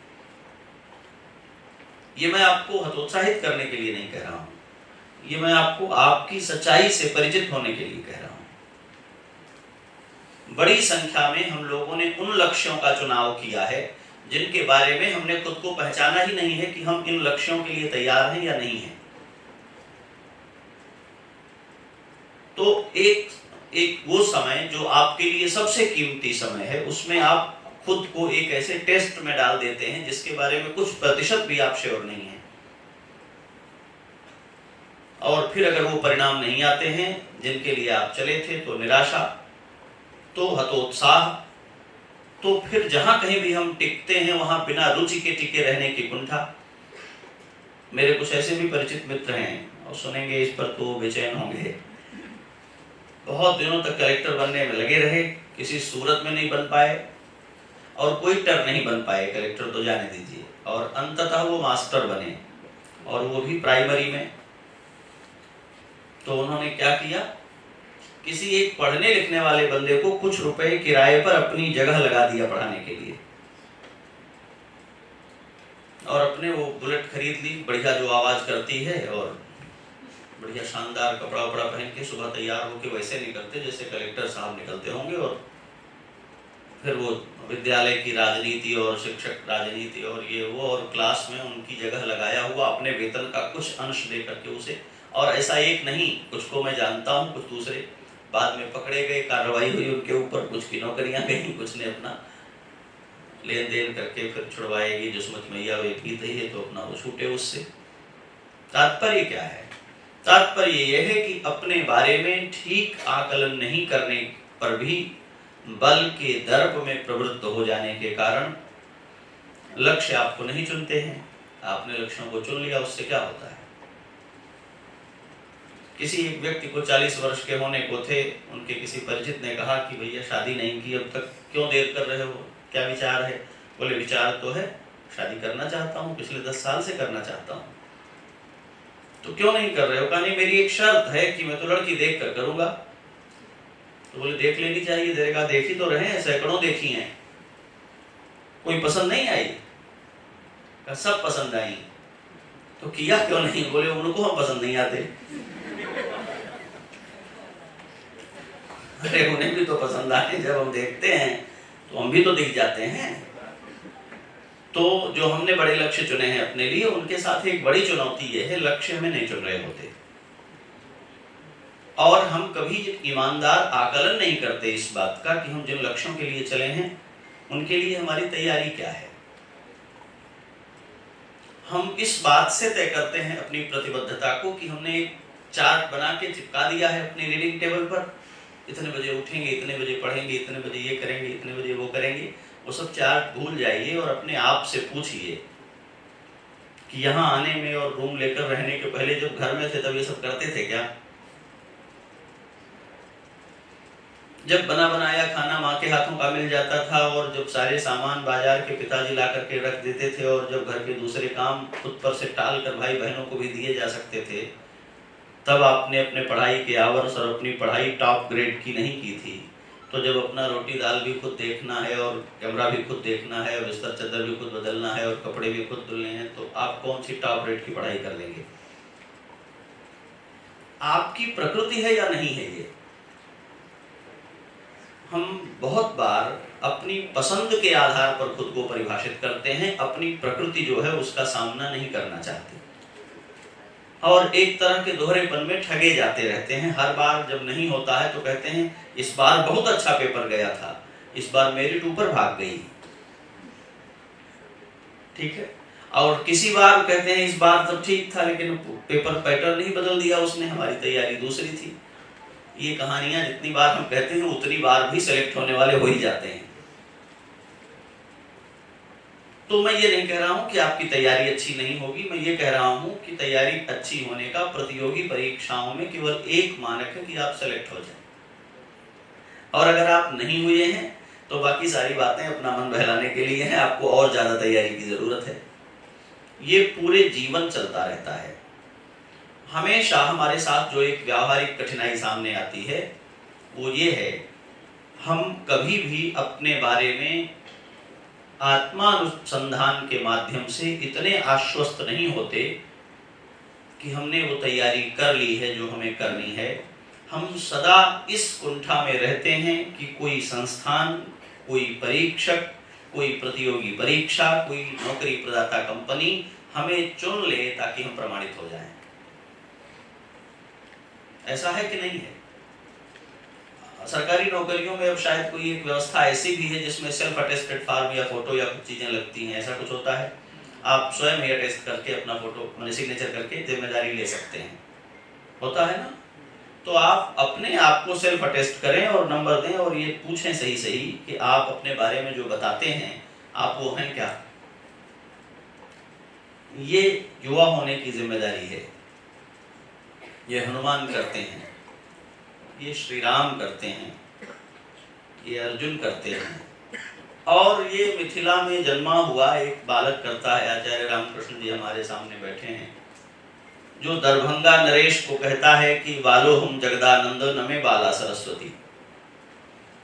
राजा के गुजरने के रास्ते में 5 वर्ष का एक बालक खेल रहा है अपने मित्रों के साथ। मैं कहानी नहीं सुना रहा हूं आपको, एक घटना सुना रहा हूं। राजा उधर से गुजर रहे हैं, 5 वर्ष का एक बच्चा अपनी मित्र मंडली के साथ खेल रहा है। राजा की सेवा में चलने वाले लोगों ने कहा हटो हटो हटो, इधर से महाराज की सवारी आ रही है। तो उसने कहा सारा जंगल पड़ा है, खेत पड़ा है, महाराज उधर से चले जाएं। हम बच्चों ने थोड़ी सी जमीन अपने लिए साफ की है खेलने की, इसी में से महाराज को जाना है। तो जो राजपुरुष था वो ठिठक गया कि राजा का नाम सुन करके लोग हाथ जोड़ लेते हैं, ये बच्चा तो बड़ा बददिमाग है, ये हमको कहता है कि राजा दूसरी ओर से चले जाएं। बच्चे हो ऐसे ऐसे। तो उसने कहा हम हैं बच्चे तो हैं, हम हटेंगे नहीं, राजा की तो सारी जमीन है, कहते उधर से होके जाए। महाराज विद्वान थे, हाथी पर बैठ करके आ रहे थे, आगे बच्चों के साथ कहा सुनी होते देखा तो पूछा, टोका उसको, बच्चे हो और बच्चे होकर के ऐसी बातें करते हो। तो उसने कहा महाराज मैं बच्चा हूं, मेरी सरस्वती नहीं बच्ची है। बालो हम जगदानंद नमे बाला सरस्वती, मेरी सरस्वती नहीं बच्ची है। आप क्या कहना चाहते हैं? मैं बच्चा हूं तो अपने अधिकार की बात नहीं कर सकता, अपनी बात नहीं कह सकता। तो राजा चकित हो गया, कहा तुम बच्चे हो, तुम क्या कर सकते हो? तो कहा अपूर्णे पंचमे वर्षे वर्णयामि जगत्त्रयम्, मैं अभी 5 साल पूरा नहीं हुआ हूं, लेकिन मैं तीनों लोकों का वर्णन कर दूंगा, मेरी सरस्वती नीति इतनी प्रौढ़ है। राजा साहब हाथी से नीचे उतर आए उस बच्चे को टेस्ट करने के लिए, परीक्षा ली उन्होंने। अच्छा कुछ सुनाओ ऐसा, तुम क्या कर सकते हो? श्लोक की रचना 5 वर्ष का बालक कर दे। राजा स्वयं विद्वान थे तो उनके लिए बड़ी चुनौती की बात थी। क्या कर सकता हूं? कहा एक ऐसा, राजा को ये भी चेक करना था ना, कोई याद किया हुआ श्लोक सुना देगा, पता ही नहीं चलेगा कहां से सुनाया इसने। संस्कृत जगत तो इतना विस्तीर्ण है। तो राजा ने कहा कोई एक ऐसा श्लोक सुनाओ जिसकी एक पंक्ति तुम्हारी हो और दूसरी पंक्ति कोई प्रचलित पंक्ति हो, ताकि परीक्षा हो जाए कि इसी ने बनाया है। तो उसने सुना दिया, चलितश्चकितश्छन्नः प्रयाणे तो भूपते सहस्र शीर्षा पुरुष सहस्राक्ष सहस्रपाद। तो राजा साहब उस बच्चे के चरणों में गिर पड़े। दूसरी पंक्ति आप परिचित होंगे, पुरुष सूक्त की प्रथम पंक्ति है। पहली पंक्ति उसने सुनाई और कहा महाराज आपके चलते हुए, आपके देखते हुए और आपके यात्रा करते हुए ऐसा लगता है जैसे असंख्य हाथों वाला कोई पुरुष हाथ चला रहा हो, जैसे असंख्य चरणों वाला कोई चल रहा हो, जैसे असंख्य नेत्रों वाला कोई देख रहा हो। राजा जिधर देखता है सब निगाहें उधर ही देखने लगती हैं ना। राजा जिधर चलता है असंख्य चरण उधर ही चल पड़ते हैं। ऐसे उसने वर्णन किया। राजा ने उसे बहुत पुरस्कार दिया। वो पुरस्कार, लंबी कथा है वो, बच्चे जीते नहीं थे उसकी मां के। तो जब वो बालक जन्मा तो उसकी मां ने जो नाल छेदन करने के लिए दाई आती है उसको नेक देने की बात कही। तो उसने कहा कि तुम्हारे बहुत बच्चे मर गए हैं, मैं इस बच्चे का नेक उधार छोड़ती हूँ, अगर ये जी जाएगा और कुछ कमा करके लाएगा तो इसकी कमाई का नेक लूंगी, तब तक नहीं लूंगी। ऐसा होता है गांवों में।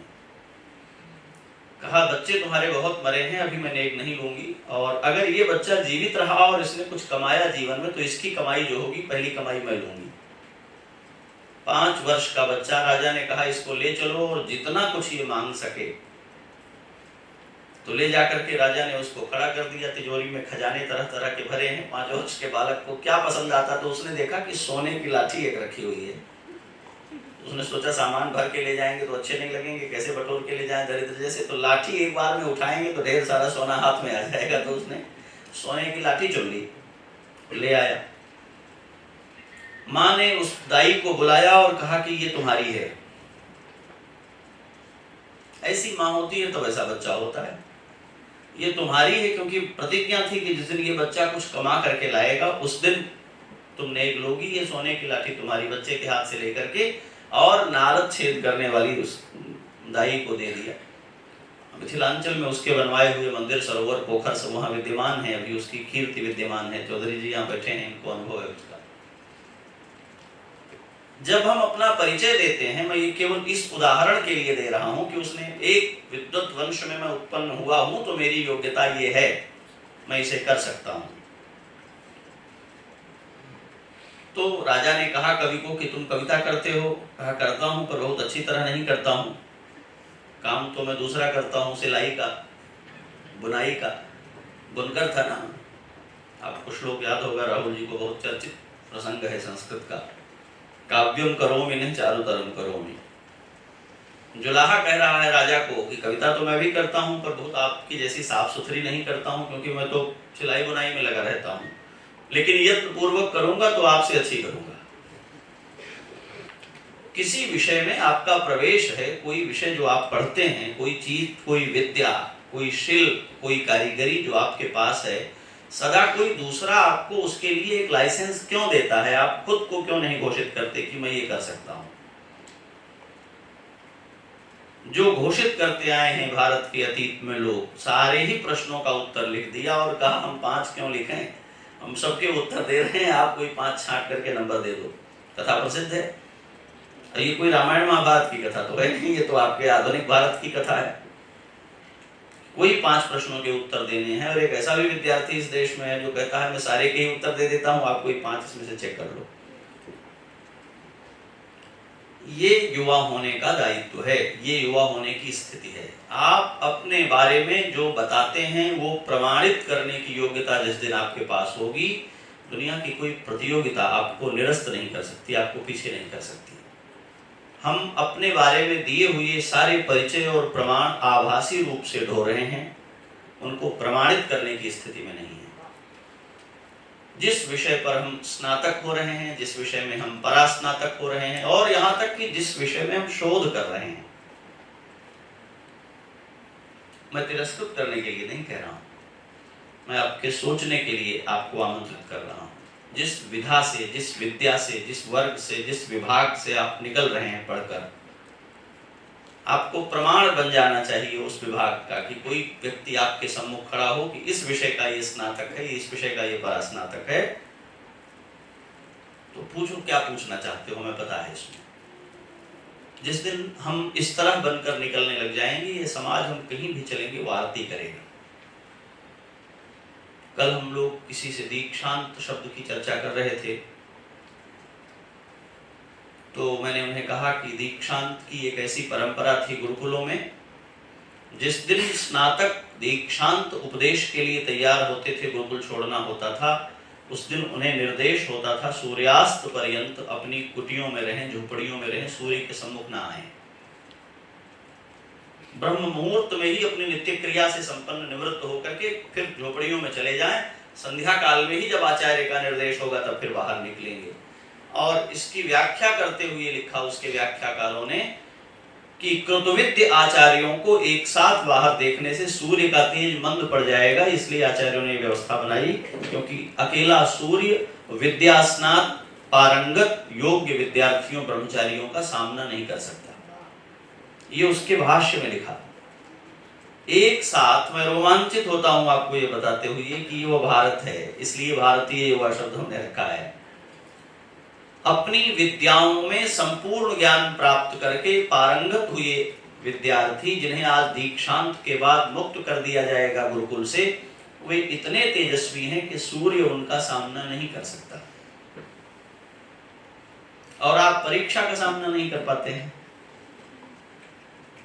परीक्षकों का सामना, जिस विषय में विज्ञ होने के, जिस विषय में अभिज्ञ होने के दावे के साथ आप खड़े हैं, अगर उसी विषय की परीक्षा आपको अनुत्तीर्ण कर देती है तो आप कैसे समझते हैं कि आप बेहतर दुनिया का निर्माण करने के लिए खड़े हैं? ये चुनौती है ना। आप अपने बारे में जो परिचय देते हैं, यदि उसी की कसौटी पर पूरे नहीं उतरते हैं तो इसका मतलब है कि कुछ दुर्बलता के साथ आगे बढ़ रहे हैं। और अगर ये दुर्बलता परीक्षा को लेकर है, पढ़ाई को लेकर है, तो ये दुर्बलता मन को लेकर, ये दुर्बलता समझ को लेकर, ये दुर्बलता निर्णयों को लेकर, ये दुर्बलता चरित्र को लेकर भी हो सकती है। कोई दूसरा हमें क्यों कहे कि आप जो बता रहे हैं वो आपको नहीं पता है, हम ही क्यों नहीं स्वीकारते हैं कि जो हम बताने जा रहे हैं वो भी हमें नहीं पता है, हमें और जानना है। उपनिषद की बातें हम लोग करते हैं। गुरुकुल से पढ़ करके विद्यार्थी लौट करके आया, अपने पिता को बताया, क्या पढ़ करके आए हो? कहा कम ब्रह्म खम ब्रह्म, ये वो सब बताया उसने। तो पिता ने कहा अन्नम वही ब्रह्म। कहा नहीं, ऐसा नहीं है। पिता ने कहा ठीक है, आज से उपवास करो। पुत्र को उपवास करा दिया लंबे समय का, कई दिनों का। जब बोलने की शक्ति नहीं रह गई बिल्कुल उसके कंठ में, तो पिता ने कहा अब जो गुरुकुल से पढ़कर आए थे वो सुनाओ। उसके कंठ से आवाज ही बाहर नहीं आई, कुछ नहीं बता पाया। पिता ने भोजन कराया, कहा वापस जाओ गुरुकुल, अभी तुम्हारी पढ़ाई ठीक नहीं हुई है। आज तुमको जो अनुभव कराया गया उपवास के द्वारा वो तो तुम्हारी विद्या में है ही नहीं। वापस गए लौटकर। एक दूसरी कथा है जिसमें एक विद्यार्थी अपने पिता के पास आता है और कहता है कि आपका जो उत्तराधिकार है वो सारे भाइयों ने बांट लिया है, मेरे लिए कुछ बचा ही नहीं है। मेरी आजीविका कहाँ है? मैं गुरुकुल से लौट करके आया हूं और कुछ भी नहीं है मेरे पास। तो पिता उसका कहता है कि तुमने क्या पढ़ा है गुरुकुल में? तो वो कहता है अमुक वेद की अमुक शाखा, अमुक पद्धति, और इस विद्या का मैं आचार्य हूं। तो वो कहता है फला जगह जाओ, वहां एक यज्ञ हो रहा है, उस यज्ञ में किस दिन में जो क्रिया होनी है वहां उस क्रिया का कोई जानकार नहीं है, तुम जाओ वहां तुम्हारा काम हो जाएगा। वो वहां पहुंच गए, वहां एक सत्र चल रहा है और उस सत्र में एक खास दिन की खास पद्धति की क्रियाओं का कोई अधिक आचार्य वहां उपस्थित नहीं था। उस दिन सारे लोग वहां बैठ गए। अब क्या करें? आज की क्रियाओं का कोई आचार्य नहीं है। जाकर परिचय दिया, मैं फला गोत्र का फला आचार्य, मैं इसी विषय का विद्वान हूं, मैं आपको ये क्रिया बता सकता हूं। यज्ञ में वर्णित नहीं थे, पहले से परिगणित नहीं थे, लेकिन उनको आवश्यकता थी। उन्होंने उन्हें रोका, उनसे उसका लाभ लिया। जब यज्ञ पूरा हुआ तो बोले कि चूंकि आप हमारे यज्ञ में वर्णित नहीं है, कोई पद नहीं मिला है, तो ना उद्गाता है, ना प्रतिप्रस्थाता है, ना आप इसमें ब्रह्मा है, ना इसमें आप होता है, ना इसमें आप अध्वर्यु हैं। दक्षिणाओं के तो सारे कोटे बटे हैं, आपको मिल नहीं सकते, क्या करें हम? तो उन्होंने कहा सबको बांटने के बाद यज्ञ में चूंकि बहुत अधिक सामग्री लगती है, यज्ञ शिष्ट जितनी सामग्री है वो सब आपकी है, आप ले जाइए। सबको देने से यज्ञशाला में जो बचा है वो बहुत अधिक था, बहुत हो गया, सबकी दक्षिणा से ज्यादा हो गया। और जब वो उठा करके वो सब ले चलना चाहता है तब तक रुद्र के गण उपस्थित हो गए और उन्होंने कहा कि नहीं नहीं, यज्ञ शिष्ट तो सारी सामग्री रुद्र की होती है, आप कैसे ले जाएंगे? तो उसने छोड़ दिया, कहा मैं नहीं ले जाऊंगा, और लौट करके फिर से पिता के पास आया। मैं कृतविद्य और चरित्रनिष्ठ होने के विषय में उपनिषद की कथाएं तो बहुत सी हैं, मैं उसको नहीं सुना रहा हूँ आपको। मैं आपको ये सुना रहा हूँ कि इस दुनिया को किसी एक चीज की जरूरत है और वो आपके पास है। इस बात का दावा करने वाला आप में कौन है? हमारे पास एक विद्या है जिसकी इस दुनिया को आवश्यकता है और वो मैं दे सकता हूं। इस बात का दावा करने वाला हमारे पास कौन है? हम संस्कृत पढ़ रहे हैं और असंख्य संस्कृत ग्रंथ टीकाओं के लिए तरस रहे हैं, लुप्त हैं, उनको पढ़ने वाला, उनकी टीका करने वाला नहीं है। हम हिंदी पढ़ रहे हैं और हिंदी की दुर्लभतम कविताएं और दुनिया के श्रेष्ठतम ग्रंथों का हिंदी में अनुवाद बाकी पड़ा है। हिंदी भाषा अपने संस्कार के लिए अभी भी तरस रही है और आए दिन उस पर चर्चा होती है। राहुल जी तो उस पर लिखते पढ़ते रहते हैं, पुष्पेश जी की भी बहुत सारी, उसमें सुरेश जी की टिप्पणियां आती रहती हैं। हम हिंदी भाषा का जो गर्व कर रहे हैं उसमें कितना अधिक कार्य करना अभी बाकी है। और हिंदी का परास्नातक करने वाला हिंदी का शोधार्थी निकलकर उस काम में लग नहीं रहा है। विज्ञान की दुनिया में इतिहास पढ़ करके हम निकल रहे हैं और भारत का इतिहास घायल पड़ा है मिलावटों से, क्षत विक्षत है। ऐसा नहीं है कि लोग नहीं हैं, मेरा कहना है कि आप में से कोई आए आगे कि मुझे नौकरी नहीं करनी है, मैंने पढ़ा है इतिहास में काम करने वालों को, साहित्य में काम करने वालों को, भाषा में काम करने वालों को, विज्ञान और प्रौद्योगिकी में काम करने वालों को, उनका काम महत्वपूर्ण होने पर सरकारें राष्ट्रीय पुरस्कार देती हैं। नौकरी देना क्या बड़ी बात है? हम क्या कर पा रहे हैं? यूजीसी कहती है कि दुनिया भर में हमारा शोध सबसे कमजोर और नकली शोध है, जिसमें हर बार कुछ नया और महत्वपूर्ण निकल कर आता ही नहीं। युवा होने का अर्थ ये नहीं है कि हम लालायित होकर इस दुनिया से अपना हिस्सा मांग रहे हैं। युवा होने का अर्थ है कि हम इतने समर्थ हैं कि जो कुछ इस दुनिया में रिक्त है उसको हम भर देंगे अपनी उपस्थिति से। युवा होने का अर्थ है जहां कहीं भी अपेक्षाएं हैं और आपूर्तियां नहीं है वहां हम पूरा कर देंगे। युवा होने का अर्थ है कि जिस किसी का भी दुख है, जिस किसी का भी अभाव है, जिस किसी की भी पीड़ा है, उसको पूरा करने के लिए हम उत्तरदायी हैं। और केवल एक संदर्भ भगवान श्री राम का, और मैं बात पूरी करूंगा। भारतीय युवा होने का अर्थ यह है कि श्री राम किष्किंधा पहुंचे, वाली को उन्होंने मारा, ये सब कथा आपको प्रसिद्ध है। वाली ने उनसे पूछा कि मैंने आपके राज्य में कोई अपराध नहीं किया है, आपने मुझे क्यों मारा? यदि मैं कोई अपराध करने वाला हूं, यद्यपि मैंने अपराध किया ही नहीं है, वो ये भी कहता है, पर यदि मैंने किया है तो आपके विषय में, आपके नगर में, आपके राज्य में नहीं है। आप कौन होते हैं मेरे इस अपराध के बारे में अपनी भूमिका तय करने वाले? तो एक राजकुमार भारत भूमिका जो अपने पिता के राज्य से तकनीकी तौर पर निष्कासित कर दिया गया है सौतेली मां के द्वारा, 14 वर्ष तक लौटकर अपने बाप की राजधानी में आ नहीं सकता, वो निष्कासित राजकुमार कहता है इक्ष्वाकु नामयं पृथ्वी सशैल वन काननाम। तुम भूल गए हो, ये हमारे पुरखों की सारी धरती है। अपने घर से निकाला हुआ एक युवा दूसरे प्रांत में जाकर के वहां एक अपराध की प्रतिक्रिया करता है और कहता है अपने घर से निकाल दिया गया हूं, इसलिए इस राष्ट्र की नागरिकता और कर्तव्य के प्रति मैं असावधान हो जाऊं, ये हो नहीं सकता। ये सारी धरती हमारे पुरखों की है और जहां कहीं भी गड़बड़ हो रही है वहां ठीक करना हमारा दायित्व है। और ये कारण है कि अभी तक श्री राम उदाहरण बने हुए हैं, प्रमाण बने हुए हैं। हम हर बार उनकी कथा दोहराते हैं क्योंकि वो सारी बातें वहीं से निकलकर हमारे सामने आ जाती हैं। युवा होने का अर्थ ये है कि यह सारा समाज जब आपके हिस्से कुछ भी देना बंद कर दे, तब आप ये प्रमाणित करें कि हम अपने हिस्से का इस धरती और इस आसमान से प्रकट कर लेंगे, और इतना ज्यादा प्रकट कर लेंगे कि जिनको नहीं मिल पा रहा है उन्हें भी हम दे देंगे। तो आप युवा हैं। भारतीय युवा होने का अर्थ स्वामी विवेकानंद है, जिसके अपने घर में एक समय पकने का अन्न जब नहीं बचा है और जो अपनी मां को भी आश्रय सुनिश्चित करने की स्थिति में नहीं है, जो अपनी बहन की व्यवस्था करने की स्थिति में नहीं है, उन विवेकानंद के सामने एक और एक युवक की चुनौतियां हैं। नौकरी कैसे मिले, घर कैसे चले, दूसरी ओर बृहत्तर राष्ट्र की चुनौतियां हैं। और एक गुरु के सम्मुख हुए हैं वो रामकृष्ण परमहंस के। उन्होंने कहा देखो, जब तुम्हें अभाव और दुख में ही जीना है तो इतने तुच्छ दुख और अभाव में क्यों जीते हो? बहुत बढ़िया एक शेर है, मैं सुनता रहता हूँ और बहुत अच्छा गाया है फरीदा खानम ने, आप लोग भी सुन सकते हैं। जमाने भर का गम या एक तेरा गम, ये गम होगा तो कितने गम ना होंगे। दुख में ही जीना है तो एक इतना बड़ा दुख चुनो जीने के लिए जिस दुख का चयन करने से ही दुनिया आपको पूजने लगे।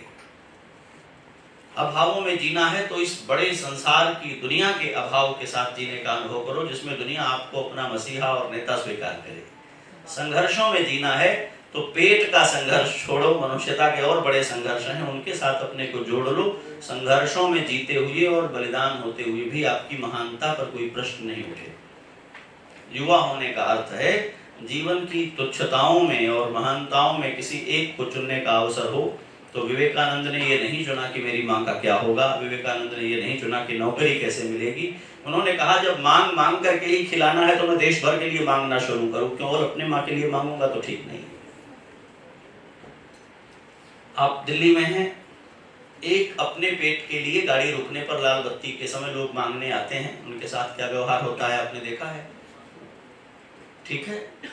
और फिर इसी दिल्ली में, अयोध्या में, इस भारतवर्ष में 10,000 लोगों का भंडारा करने के लिए 50-50 टीन घी, लाख रुपए की मदद, क्विंटलों क्विंटल शक्कर और चावल लोगों के ड्राइंग रूम में बैठ करके मांगते हैं, कॉफी पीते हैं और सम्मान पूर्वक लेकर के ठाट से हाथ मिलाकर चले जाते हैं। क्यों देवदत्त जी? और लोग देते हैं कि नहीं देते हैं? क्यों देते हैं? एक व्यक्ति के पेट भरने के लिए मांगने वाला भिखारी है, तिरस्करणीय है, और 1000 लोगों के लिए भोजन मांगने वाले का सम्मान होता है, चाय कॉफी होती है, दुपट्टा भी उड़ाते हैं उसे। क्यों?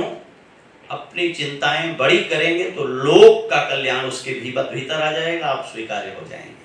अपनी चिंताओं को छोटा करेंगे, लोक उसकी परिधि से बाहर हो जाएगा और आपकी चिंताएं अकेले आपकी रह जाएंगी। तो इन सब आदर्श वाक्यों के द्वारा मैं आपकी आजीविका के संघर्षों को कम नहीं कर रहा हूँ। नौकरी जरूरी है, आजीविका जरूरी है और वो सब कुछ आवश्यक है जो एक व्यक्ति के रूप में आपको चाहिए, पर उसे पाने की कोशिश में जो समाज, समष्टि और जो आपके चतुर्दिक की दुनिया है, जब आप उसको छोटा कर देते हैं। एक गाना गाया जाता है ना, बहुत मशहूर हुआ था, आप लोग गाते थे, क्या है वो? जमाना छोड़ देंगे हम। देखिए आनंद आ गया। क्या है? पूरी दुनिया में गंभीरता से विचार करके बताइए, कोई एक उपलब्धि, कोई एक व्यक्ति ऐसा है जिसके मिलने से संसार छोड़ा जा सकता हो? सोच विचार कर बताइए। जो लोग गाते हैं वो भी सोच के बताएं। अरे ये ठगने के लिए है, बेवकूफ बनाने के लिए है, ऐसा कुछ भी नहीं है जिसे एक चीज के मिलने से बाकी सब कुछ छोड़ा जा सकता हो। ठीक है, तो इस भ्रम से हमें निकलना है। ये बात धीरे धीरे धीरे हमारे भीतर कहीं बैठ गई है, ये हमें चाहिए, ये हमको मिल जाए और दुनिया भाग जाए। और उसका परिणाम ये होता है कि हम उस चीज को पा करके भाड़ में ही चले जाते हैं, कहीं टिक नहीं पाते। हम जब अपनी चिंताओं को, हम जब अपनी योग्यताओं को, हम अपनी मूल्यवत्ता को, अपने आसपास जो परिवार है, जो समाज है, जो बड़े और बूढ़े और चतुर्दिक खड़े लोग हैं, उनकी चिंताओं, उनकी सार्थकताओं के साथ जोड़ देंगे तो हमारी असफलता किसी भी परिस्थिति में समाज की असफलता बनने वाली होगी और तब सारा समाज हमारी सफलता की शुभकामना करने वाला होगा और हम सफल होकर ही रहेंगे। एक बहुत प्रसिद्ध और मुहावरा हम आपको वहीं से दे दें कि जब आप सारी ताकत से, संपूर्ण मनोयोग से किसी चीज को पाने के लिए लग जाते हैं तो ये सारी कायनात, सब तो आपको पहले से पता है, तो हम बता क्या रहे हैं, ये सारी कायनात आपकी सफलता के लिए लग जाए, ये तभी संभव होगा जब आप अपनी इच्छाओं, अपनी रुचियों, अपनी प्राप्तियों को सबकी इच्छा, सबकी रुचि और सबकी प्राप्तियों से सुमेलित कर देंगे। और अगर आप ये कर सकेंगे तो आप युवा होंगे, जिसके बारे में मैंने आरंभ में कहा था। हम सबको जो युवा हैं उन्हें अपने जीवन में कोई एक ऐसा स्थान रखना चाहिए जहां जाकर के अपने को निवेदित कर सकें ताकि हमारा परिष्कार हो सके। युवा पीढ़ी के साथ ये भी एक बड़ी चिंता है कि उसने अपने को यूनिक बनाने में, बड़ा बनाने में आइसोलेट कर लिया है और अब वो अपनी कुंठाओं को अपने ही भीतर ढो रहा है। ये नहीं होना चाहिए। हम सबको ऐसे स्पेस रखने चाहिए, होते हैं, हम लोग ही बंद कर लेते हैं, उनके रास्ते खुले रखने चाहिए। ठीक है, धन्यवाद।